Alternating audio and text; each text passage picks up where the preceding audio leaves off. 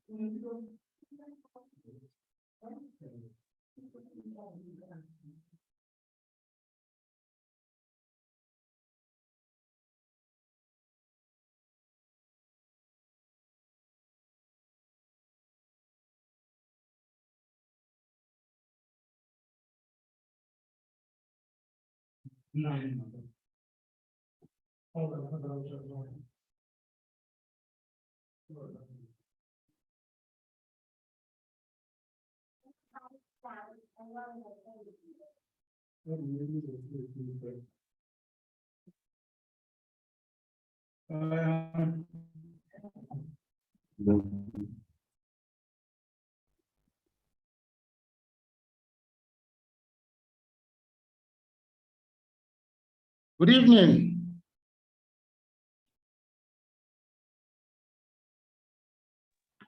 Good evening, sir. Good evening. Can you hear me? I can hear you, sir. Okay. We are going to start in the next 1 minute. Let's see if we can have more people join us. Okay, sir.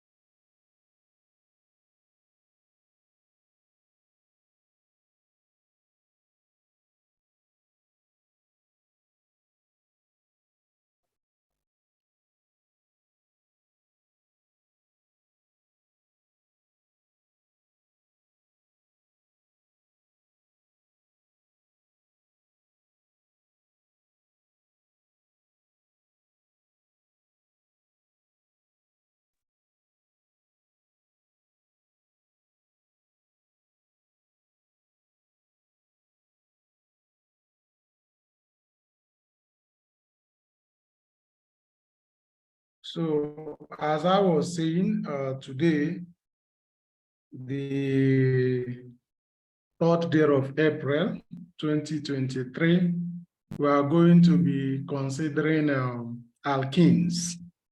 So far, we have done bonding, we have done orbital hybridization, nomenclature, functional groups, and alkane. So in continuation of our introductory organic chemistry, today we are looking at alkenes. So alkenes, otherwise known as olefins, are often found as plant products. They are often found as plant products and also in petroleum. Many alkenes are biologically active compounds. For example, ethene, which is the simplest alkene, is used to induce ripening in fruits. So you see this one, this is ethene, this is propene, this is butene, This is pentene. So, and so on. So these are just simple example of alkenes. Classification of alkenes based on the number of double bonds they possess. So alkenes could be classified as monoene, monenes. So that mono there simply means one. Okay, so all alkenes classified as monenes or monoenes contain only one double bond, and their general molecular formula is CnH2n. Their general molecular formula is CnH2n, where n is an integer, just like we discussed in alkanes. N is an integer which must be 0, 1, 2, or whatever, not a fraction. So in every monenes or monoenes, there is one double bond.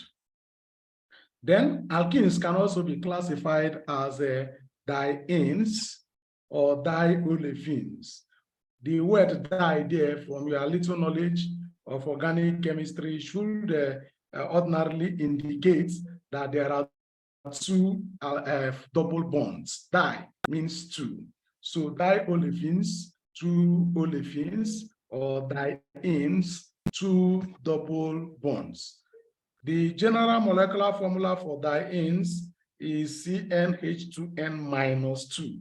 You can see there is minus 2 here, while in monoenes, there is no minus 2. Actually, the general molecular formula of dienes is the same thing with that of alkynes, because in alkynes, there are 2 pi bonds, while also in diolefins or dienes, there are 2 pi bonds. And for every pi bond that is added, there will be minus 2. Okay, so the diolefins or the dienes have the same general molecular formula as alkynes. Then we also have trienes, which contains 3 double bonds, 2n minus 4. Then we have tetraenes, which has 4 double bonds, and the general molecular formula is going to be CnH2n minus 6. For every extra double bond, you have minus 2. Then we also have polyenes. Polyenes. In polyenes, they contain more than 4 double bonds. So when a compound contains more than 4 double bonds, that compound is qualified to be classified as polyene. Again, alkenes can as well be classified, or rather, dienes can be classified based on the position of the double bond. So dienes can be classified into 3: isolated diene, cumulated diene, and conjugated diene. In isolated diene, you have minimum of 2 single bonds separating double bonds. Look at what we have here as isolated. You can see there is a double bond here. Then after this carbon-to-carbon double bond, there is carbon-to-carbon single bond 1. There is another carbon-to-carbon single bond 2. So before you now have another carbon-to-carbon double bond. So you can see that there are 1, 2 carbon-to-carbon single bonds that separates these 2 carbon-to-carbon double bond. Where you have minimum of these 2, the compound is said to be isolated diene, or the double bond is said to be isolated double bonds. Okay, so this is still another example of isolated double bonds. You can see carbon-to-carbon double bond 1 here, then carbon-to-carbon single bond 1, carbon-to-carbon single bond 2, carbon-to-carbon single bond 3. So there are 3 carbon-to-carbon single bonds separating the 2 double bond. It's also an isolated diene. We can even have 4, we can have 5, we can have 6, for as many as possible. Okay, but the minimum is 2. There must at least be 2 carbon-to-carbon single bond separating the 2 double bonds before you can call it an isolated diene. Then as we move from isolated diene, let us quickly look at cumulated double bond or cumulated diene. In cumulated diene, at least two double bonds are adjacent to each other, okay? Immediately after a double bond, you get another double bond. Like what we have here, you can see carbon to carbon double bond, then another carbon to carbon double bond. This is a typical example of a cumulated double bond. And these are found in compounds called allenes. Allenes contain carbon to carbon double bonds, two of them cumulated diene. Allenes are also known as cumulated diene. Okay, then the third one is conjugated double bond or conjugated diene. In conjugated, you have carbon to carbon double bond, one carbon to carbon single bond, another carbon to carbon double bond, another carbon to, so the carbon to carbon double bond is separated by just one carbon to carbon single bond. So look at what we have here as conjugated diene. You see carbon to carbon double bond, then carbon to carbon single bond, another carbon to carbon double bond. Okay, this is conjugated diene. This is cumulated diene, and these two are typical example of isolated diene. Classification of dienes, as we have already seen, this is just a graph, a chart. You see cumulated, conjugated, isolated. These are the three classes of diene. In cumulated, you have double bonds are present adjacent to each other. Okay, example is what we have here. Okay, example is prop 1,2 diene. Then conjugated, double bonds are by one carbon to carbon single bond. Example is what we have here. We have 1, 2, 3, 4. Buta 1, 3 diene.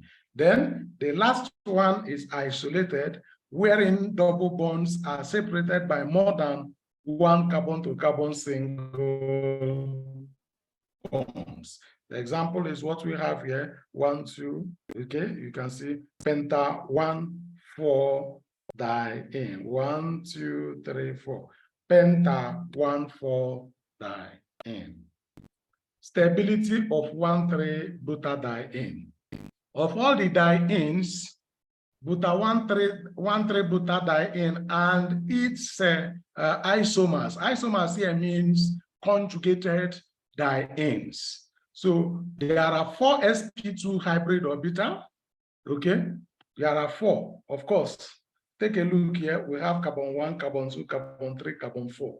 Then I have also told you when we were discussing bonding that a pi bond is formed by headwise overlap, okay, by sidewise overlap, while a sigma bond is formed by head-on or head-to-head overlap of sp d orbital, while that of a pi bond is formed by sidewise overlap of p orbitals. So in a diene, a conjugated diene, you can see the first carbon to carbon double bond here, then the second carbon to carbon double bond. And there are 4 carbons here.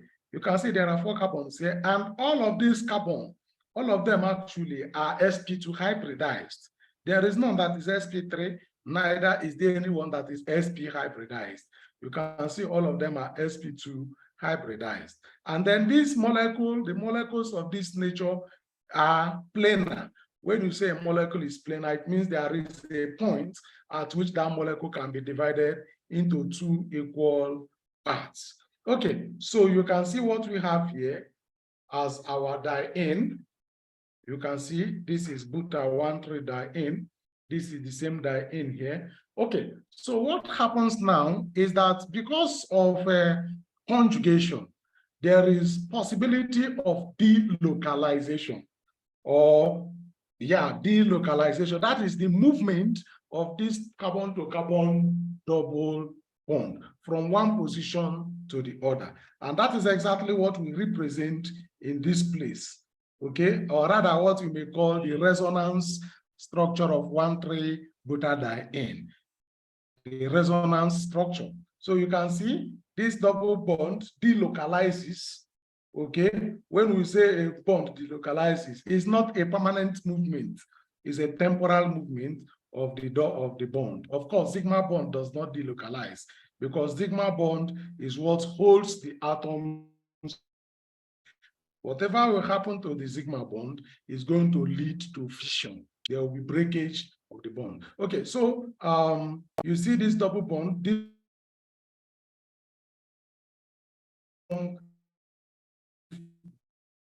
position, movements to this position, okay? That is because the double are in conjugation, and also instead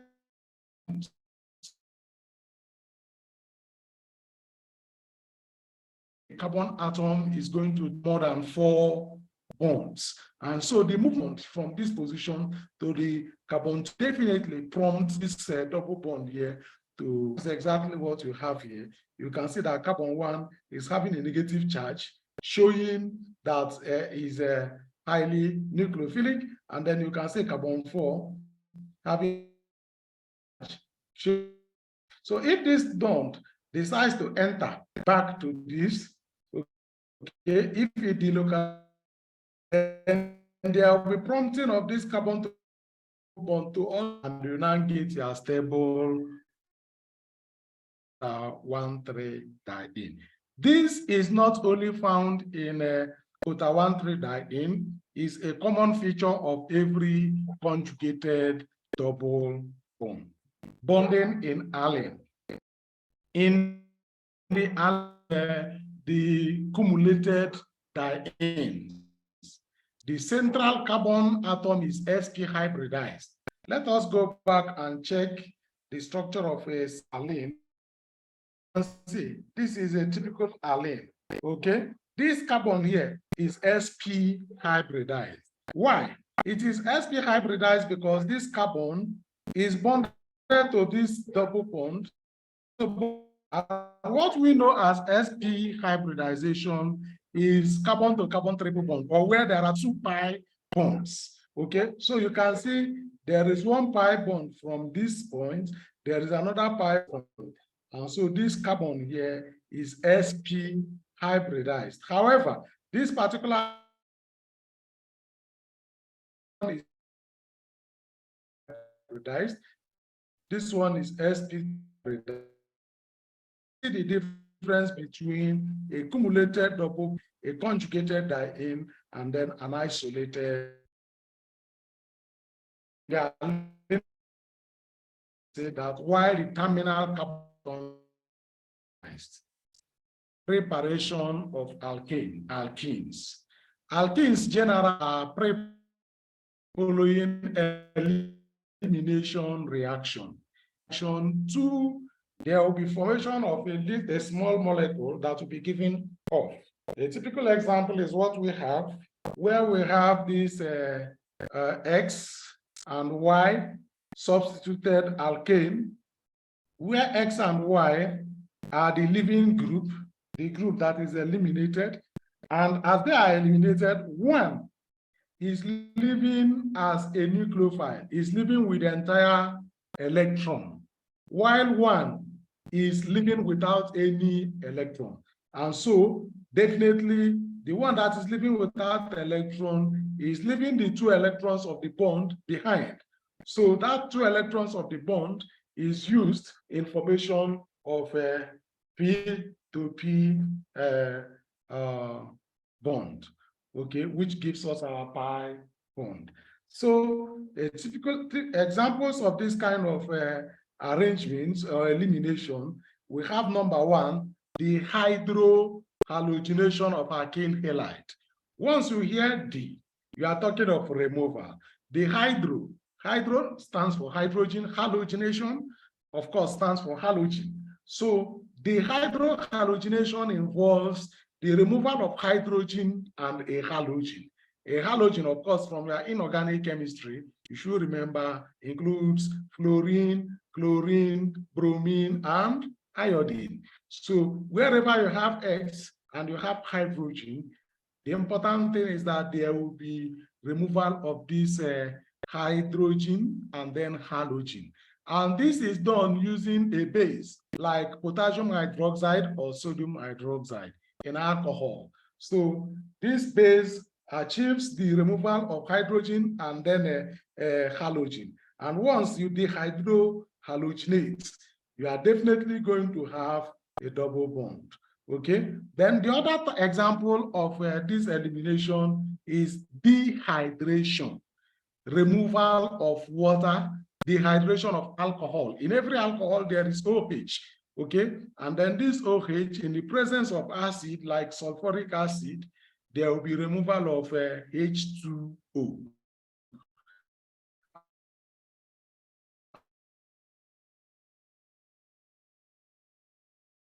And this removal of H2O leads to the formation. Then the other one involves Wittig's reaction. The third one here is Wittig's reaction. In Wittig's reaction, you use either an aldehyde or a ketone reacting with Wittig's reagent, which is a phosphorus halide, to give you an alkene. Okay, so invariably in every Wittig's reaction, there must be either an alkane, either an aldehyde or a ketone. And then also there must be a Wittig's reagent, which is a phosphorus halide. So the presence of any of these two will give a carbon-to-carbon double bond. Then the other method of preparing alkene is retro-dice-adder reaction. Retro-dice-adder reaction, when you heat cyclohexene, in nichrome, you get buta-1,3-diene and then ethene. Why is it called retro-dice-adder reaction? By the time we look at reactions of alkene, you will see that the reaction of these two molecules will give you the cycloalkene. And this is also called, dice-adder reaction. So retro-dice-adder reaction is reverse of dice-adder's reaction. So let us take further example. We have mentioned the hydrohalogenation. You can see potassium hydroxide in ethanol, and you can see that there is carbon-to-carbon double bond formed. Now, take a look at what we have here. This is with bromoethane, and we got ethene. This is ethene, not ethane. This A here is wrong. This is ethene. Then this is 2-bromopropane. 2-bromopropane. Now, unfortunately, you are seeing sodium ethoxide instead of sodium hydroxide and alcohol. Yes, that is so because even the potassium hydroxide and alcohol ethanol you have here will give you an ethoxide, okay? Potassium ethoxide, which is a strong base, okay, that carries out this elimination. So this, when you dehydrohalogenate, this bromine will go, and then one hydrogen from either of these two, not from this. This carbon does not have that capacity of losing both the bromine and also the hydrogen. So the hydrogen will definitely come from either this carbon, okay, or this carbon. And that will give us propene, okay, sodium bromide, and then ethanol. Then another example is 2-bromo-2-methyl propane. 2-bromo-2-methyl propane. If you remember what we discussed in nomenclature, the first thing I did was to identify the longest continuous carbon chain, which is 1, 2, 3, or 1, 2, 3, or 1, 2, 3, whichever one is still the same 3. And then you can see that if you number from here, you have 1, 2. So the bromine Bromo group is at position 2. The methyl group is also at position 2. If you number from here, it's still 1, 2. So it doesn't matter. The only other rule you need to remember is alphabetical rule, which states that this bromo must be numbered, named before the methyl, because B comes before M. So, and this compound is 2-bromo 2-methyl propane. And these 2-bromo 2-methyl propane undergoing the hydrohalogenation will give us 2-methyl propene. 2-methyl propene. And you can see it gave 91% yield of this product. This is another example of dehydrohalogenation. Here we are using 1, 2, 3, 4, 5. So here we are using 2-bromo pentane, 2-bromo pentane. You can see the alcohol here, the base here. And then at the end of the day, we are going to have 2 possible products. If this carbon, of course, this carbon is losing bromine, okay? But this carbon can have its hydrogen, one of the hydrogen, or this carbon can have one of its hydrogen. Just 1 minute, let me power my laptop.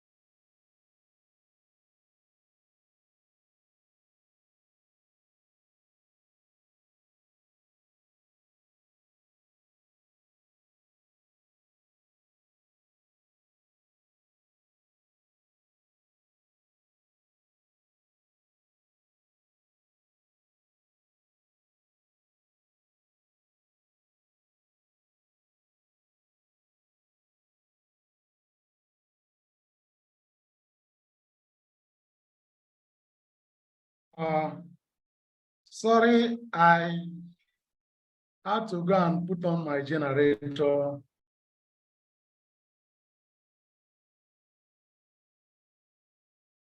Because of power. So I think we can continue now. So as I was saying, in dehydrohallucination, let us take a look. Let us take a look at what we have here. Like, you know, in this case, in this one, there is only one adjacent carbon. So definitely it's going to be an 18. Then in this particular example, if the hydrogen is from here or the hydrogen is from here, they are the same thing. So the product will invariably be this. Then in this case, you can see the 3-methyl group are equivalent. So the product will invariably be this. However, in what we have here now, they are not the same. So if the hydrogen comes from here, that means the double bond is going to be formed between this carbon and this carbon. And that is what we have here. Then if the hydrogen comes from here, then there will be a double bond between this carbon and this carbon. And that is what we have here. Okay, so you can see that when you don't have symmetrical compounds are compounds that where maybe the halogen have equal parts, okay? So you are definitely going to have two different kinds of products. And one will be a major product, while one will be a minor product. The major products will be formed following this rule. If a particular carbon-to-carbon double bond will be formed with a secondary carbon, it is going to be more stable than that of a primary carbon. And then that of tertiary carbon is going to be the most stable in the series. So tertiary is more stable than secondary, secondary is more stable than primary. So if there is a tertiary, a product at a tertiary carbon, obviously that will be the most stable. Then that is followed by secondary, and then that is followed by primary alkenes being predominant where there is no secondary alkene. You have secondary alkenes being predominant where there is no possibility of tertiary alkene. So what we have here, you can see, okay, this is the major product. You can see bracket 81%. So you have 81. This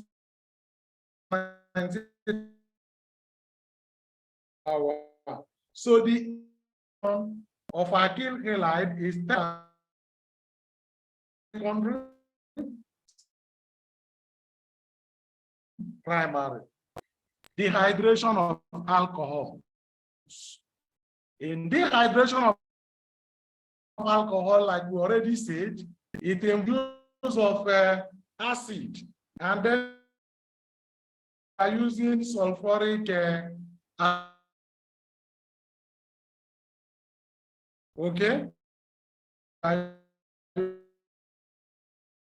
So you treat sulfuric acid, you get okay.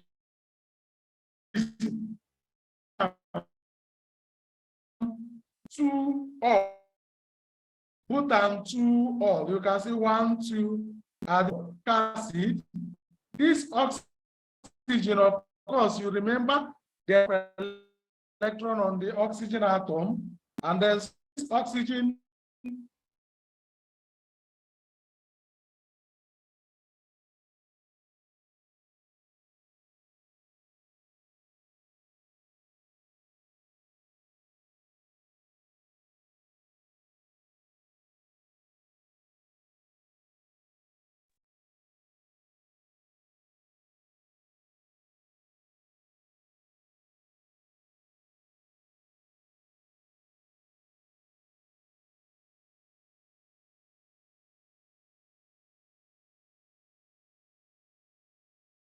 so you can see there is OH2 here. By the abstraction of this hydrogen, there is OH2 here. And OH2 is the same thing as water molecule, which is a good living group. So there will be loss of OH2, creating a positive charge on this carbon. You can see it. And then there will be loss of proton again. Okay. So if the proton is lost from here, If the proton is lost from here, you are going to have carbon to carbon double bond from this place. And that will be this. You can see the red arrow showing when the proton is lost from the red arrow here. Then you can see the blue arrow. When the proton is lost from this point, you can see it giving you the blue product. Okay, so like I said, in the case of the hydrohalogenation, okay, like I said, in the case of the hydrohalogenation, secondary is usually more than primary. So what it simply means is that this product is going to be more than this product. So there is higher tendency for loss of this proton than the loss of this proton. And so you can see the summarized reaction here, where you have 2-butanol or butan-2-ol in the presence of acid and then water molecule to give but2-in as the major product and but1-in as the minor product. This is but1-in, and then any of this is but2-in. Wittig's reaction. In Wittig's reaction, like I said earlier, it involves the reaction of a carbonyl, specifically an aldehyde or a ketone, an aldehyde or a ketone, with, this is what is called phosphorus halide or Wittig's reagent. This is phosphorus halide or Wittig's reagent. So this phosphorus halide reacting with this will give you this molecule, okay? What simply happens is there will be breakage of this. Just cut this into half, cut this, so that this methylene group will attach to the position of oxygen, while the oxygen attached to the position of the methylene group. We are going to see shortly how this is formed. So you are definitely going to have an alkene and then triphenylphosphine oxide. What we have here is just showing the new bonds that were formed. You can see there will be a new bond between C2 and C4. C2 is this, and then C4 is this. This is C4, this is C2. So there is a new bond formed between C2 and C4. There is also a new bond formed between PO, both sigma and pi bond. Then this is mechanism of Wittig's reaction, where we have alkyl halide. First of all, how is Wittig's reagent prepared? You have an alkyl halide, okay, reacting with phosphine. Okay, this is trialkyl phosphine. So the lone pair on the phosphorus attacks this point, and then there will be breakage of this carbon to halogen bond. And so you can see there is phosphorus now attached to this carbon directly, and then there is P plus. Why is it plus? Phosphorus exists either in the trivalent state or in the pentavalent state. So, however, what we have here is tetravalent. So, because phosphorus is not tetravalent, it needs more. It has lost one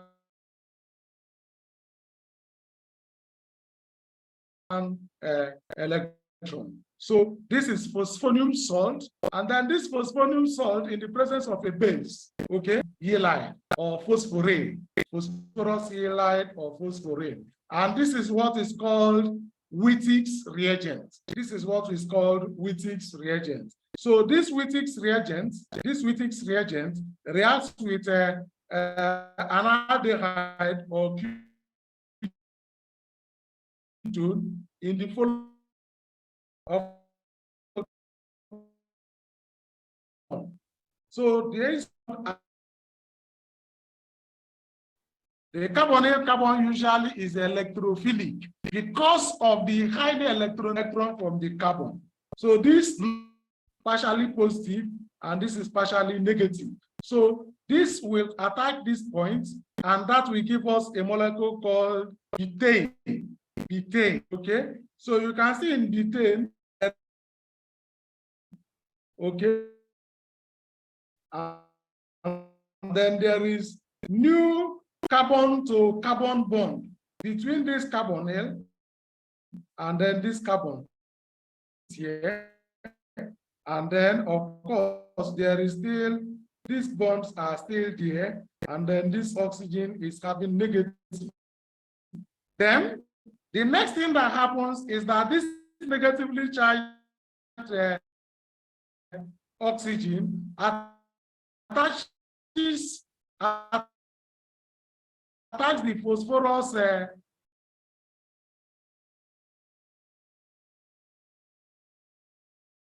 you can see this cyclo, of course, it is cyclo, but it is also not this cyclo compound bond to form phosphorus to oxygen double bond. You can see the bond to phosphorus bond to form carbon to carbon double bond. And that is how your alkene is generated.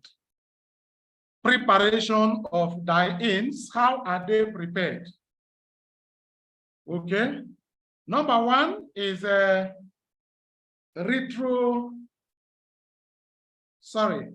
it's not number one, it's number 4. Preparation of dienes continue.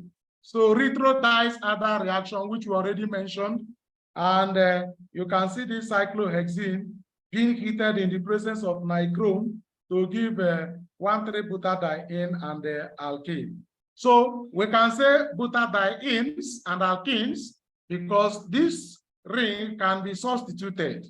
Then, how we want to look at the next way of preparing a diene. The first method of diene is what we have here. However, what we have here will give us mixture of a diene and also an alkene.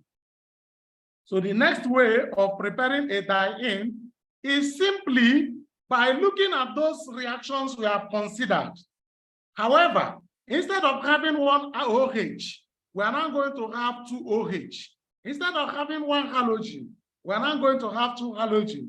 Instead of having one carbonyl, we are now going to have 2 carbonyl. So when we have such thing, then we can prepare a diene from an alcohol. We can prepare a diene from a halogenoalkane. So let us look at the hydration of diol.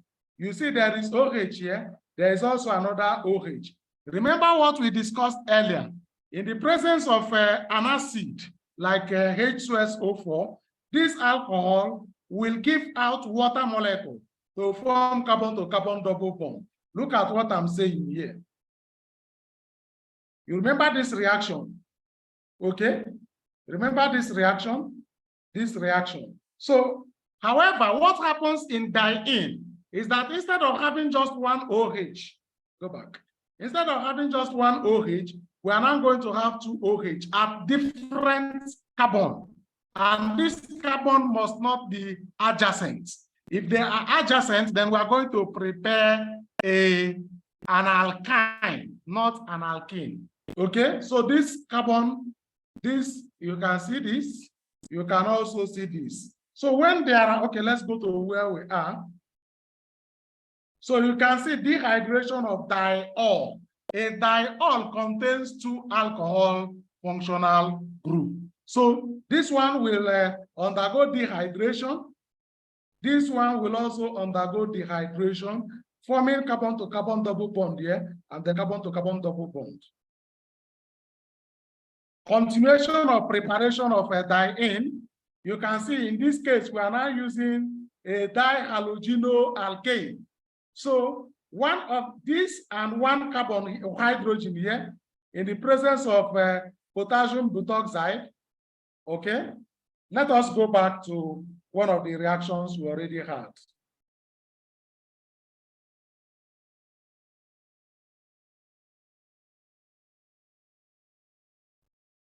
So for you to really understand what we are saying in the synthesis or preparation of diene from the hydrohalogenation, you have to come back to this place.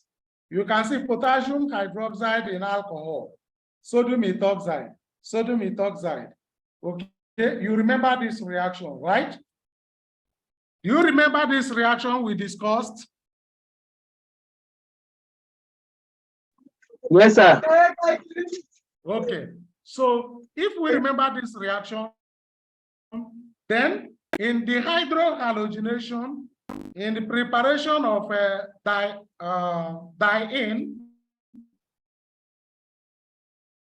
in the preparation of diene, what happens is that instead of just one halogen, we are now having two halogens. Okay, and because we are having two halogens, bromine here will react with one of the hydrogen, and that will give us carbon-to-carbon double bond. They will leave as HBr. This second bromine with another hydrogen here will leave as HBr, and that will give us a carbon-to-carbon double bond. The second one. Then the last but not the least way of preparing a diene is from an alkane.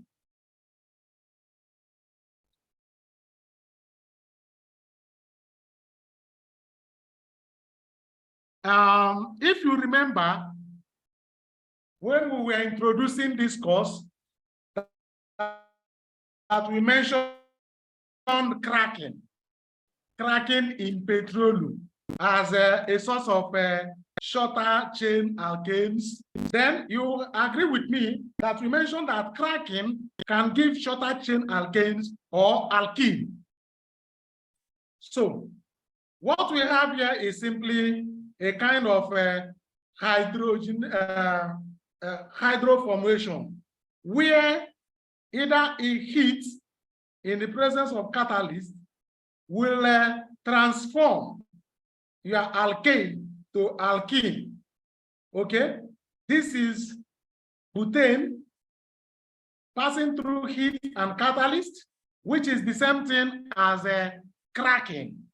Okay, to give you put one in, or put two in. Okay, so you can see this as a way of preparing diene. Then further reaction of any of these, will give you 1,3-butadiene. So over it again, what we have discussed today is simply to look at what is called alkene. They are the same thing as olefins. And then we looked at their classifications based on the number of double bonds that they possess. They could be classified as monenes, dienes, trienes, tetraenes, and polyenes. Where monenes contain one carbon-to-carbon double bond, dienes contain two carbon-to-carbon double bond, trienes contain 3 carbon-to-carbon double bond,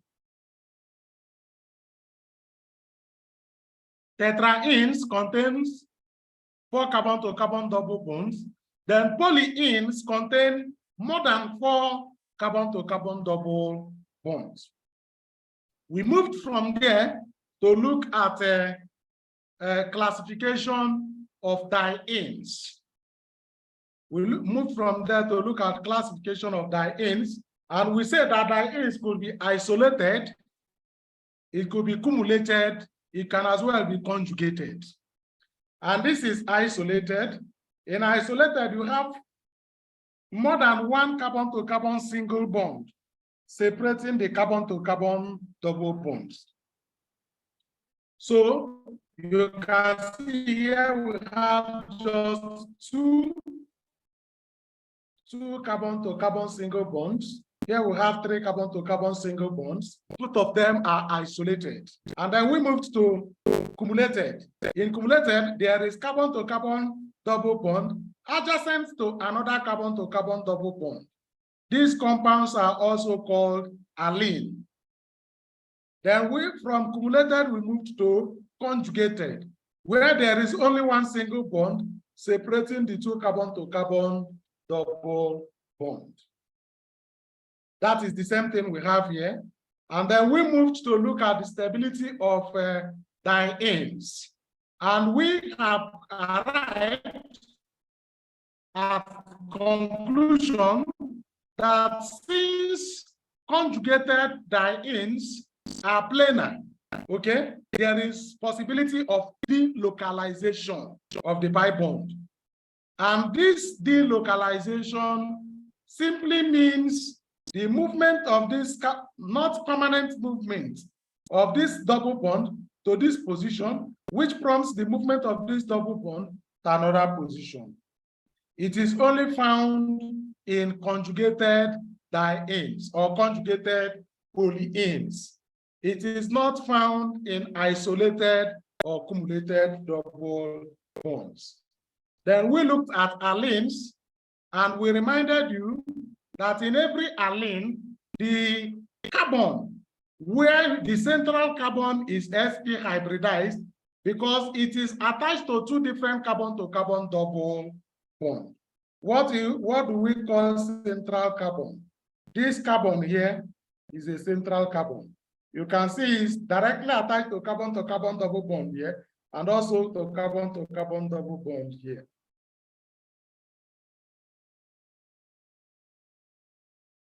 Then we now moved to preparation of alkanes. We looked at the hydrohalogenation, the hydration of alcohol, the hydrohalogenation of alkyl halides, the hydration of alcohol, Wittig's reaction,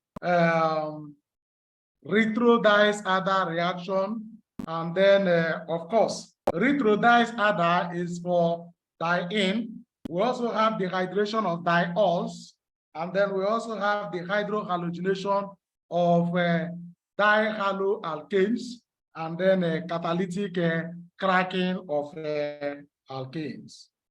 Questions, clarifications, and what have you?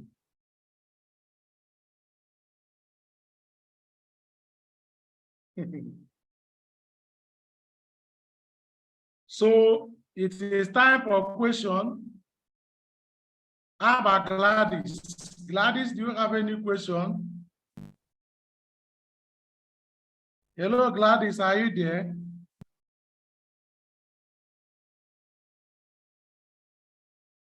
If you are there, you can quickly unmute yourself and talk to us.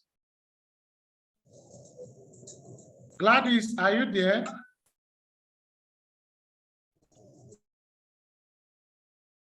Okay. If Gladys is not coming up, what about a any form?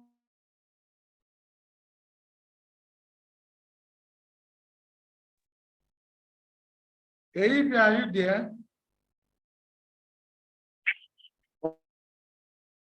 I'm here, sir. Good evening, sir. Okay, okay. Avio, please. Any question? Huh? Any question? No question, sir. No question. Okay. Mwafo, are you there? I'm here, sir. Your question? I don't have any questions, sir. No question. Yes, sir. Okay. Mary Rose. Mary Rose, are you there? Hello, Mary Rose, are you there?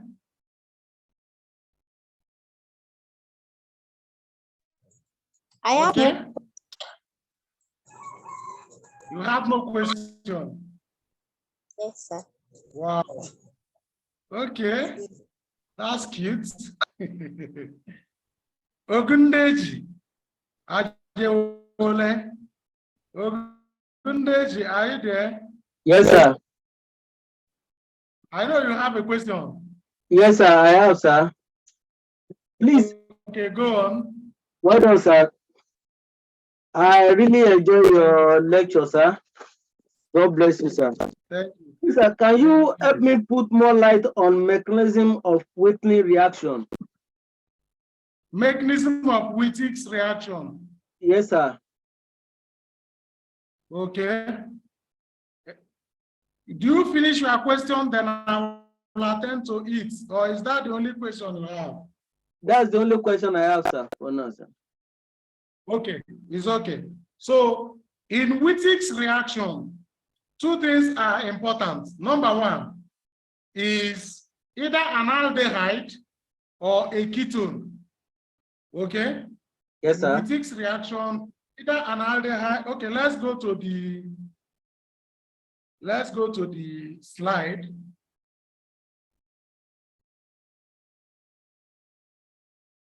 Aha. So in the mechanism, what we have done is to first of all show how Wittig's reagents. This is called Wittig's reagent. Both of them are the same. These are just resonance structures. Okay. So Yes, sir. first of all, you react. Yeah, alkyl halide. An alkyl halide reacts with a phosphine. This is phosphine. Okay. Yes, And in phosphorus or phosphine, there is lone pair of electron. And this lone pair of electron attacks this carbon. Why this carbon? It is attacking this carbon because this carbon is directly attached to a halogen. And halogens are usually electronegative. And so this carbon is a little bit partially positive. And so this attacks this carbon, and this will prompt the breakage of this carbon to halogen bond. This bond will be broken, and that gives us this phosphonium salt. You can see the phosphonium salt here. That gives us the phosphonium salt. And then this phosphonium salt in the presence of a base, this phosphonium salt in the presence of a base gives us this particular phosphorus halide or phosphorane. This phosphorus halide is what is called Wittig's reagent. Okay, so that is what is called Wittig's reagent.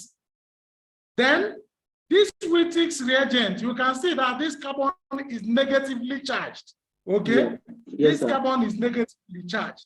And in carbonyl, in every carbon to oxygen double bond, the carbon bearing the oxygen is usually positively charged. And the question is why? Why is this carbon positively charged? It is positively charged because oxygen is highly electronegative. Oxygen is highly electronegative. And you know what electronegativity means? When an atom is electronegative, it has high tendency of withdrawing electron to itself. So because this oxygen is electronegative, it withdraws electron from this carbon. And when it is withdrawing electron, then this carbon is definitely going to be partially positively charged, while this oxygen will be partially negatively charged. Okay.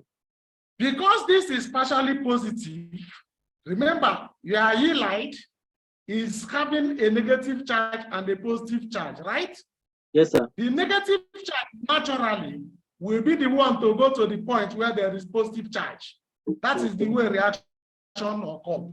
You move from where there is high electron density to where there is low electron density.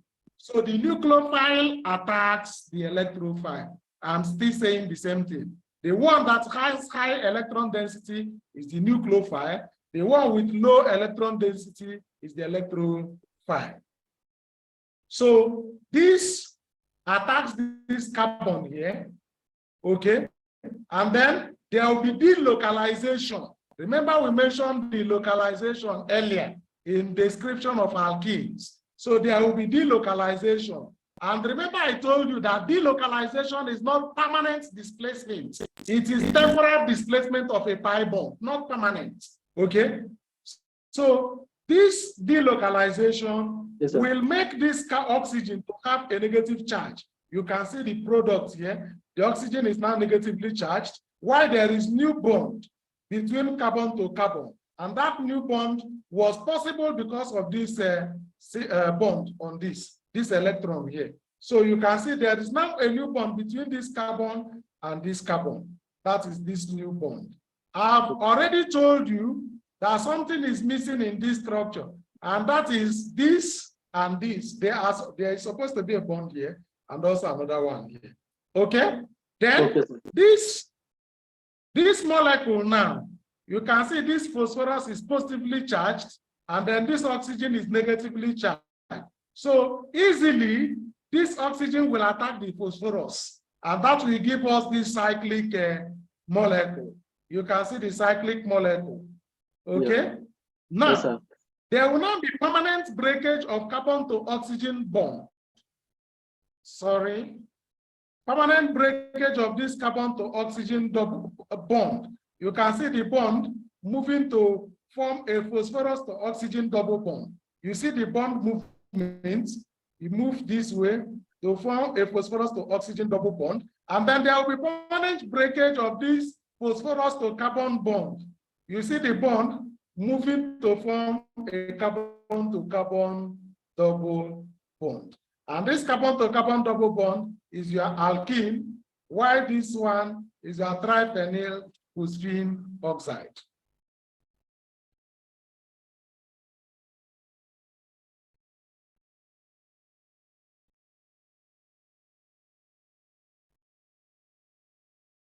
Okay, somebody is asking for the cursor to be big. I think it's to change the cursor. Maybe since we're already done for today, that should be taken care of in our subsequent meeting. We'll try and use a cursor that will appear so big. Okay. So, Ogundechi, Yes, sir. did you Thank get you. the clarification? Yes, I get it Is right, it clear sir. now? Yes, sir. Okay. Okay. Any other question? Somebody was raising up her hand. Was it Gladys before? Gladys. You were raising up your hand. Good. Yes, sir. Yes, your question, please. I did not understand this because I was not. I didn't really get this mechanism of waiting reaction. So I'm kind of maybe you can put more light on it. This R and P. Please, what does this R stand for? Are you talking of this particular one? Yes, sir. But I just explained it now. I just went over it. Did you pay attention? No, my mind was not there when you were explaining it. That's why. Please, maybe you should. You're a little bit fast. Sorry. Okay, no problem. Okay, we are here to help as many as we can are available. Okay, so in Wittig's reaction, okay, in Wittig's reaction, one thing that is fundamental is that it involves an aldehyde or a ketone reacting with what is called phosphorus halide. This is phosphorus halide. Okay. This phosphorus halide is also called Wittig's reagent. So in some places you can see Wittig's reagent. In another place you will now see phosphorus halide. And what happens is that halide is nucleophilic. It's highly electron available for bonding. Please, for you to really understand how the halide functions, it is important that you look at preparation of halide. And that is the first scheme here. This is how halides are prepared. Number one is that halide, to get halide, you react an alkyl halide. Okay? This is an alkyl halide. So where R is an alkyl group, it could be methyl, it could be butyl, it could be propyl, it could be ethyl, it can be any other alkyl group. Then the R3 here can also be an alkyl group or an aryl group.